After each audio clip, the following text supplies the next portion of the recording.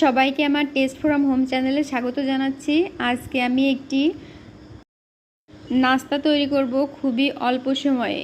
তার জন্য আমি নিয়েছি বাটিতে একটু সেমাই আর একটা ডিমটা আমি সেমাইয়ের ভিতর ভেঙে দিলাম। ভেঙে দেওয়ার পর এর ভিতর আমি দিয়ে দিব কিছু চিনি দেওয়ার পর একটু হালকা লবণ দিয়ে দিব। তারপর সেমাই, ডিম, চিনি, লবণটা খুব সুন্দরভাবে এইভাবে আমি মিশিয়ে নিব।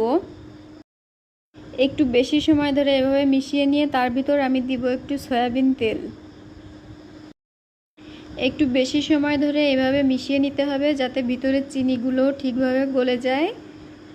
আর খুব বেশি গাঢ় বা খুব বেশি পাতলা করা যাবে না, মিডিয়াম, যেমন বড়া দেওয়ার জন্য যেরকম একটা দ্রবণ তৈরি করতে হয় আমি ঠিক সেরকমই করে নিচ্ছি।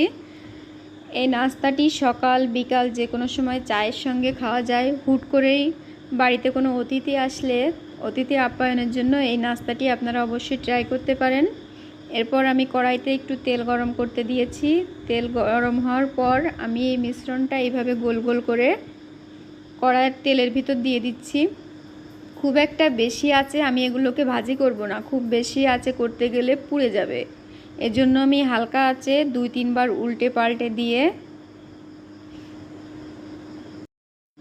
যখন কালারটা একটু চেঞ্জ আসবে তখন আমি এগুলোকে নামিয়ে ফেলব।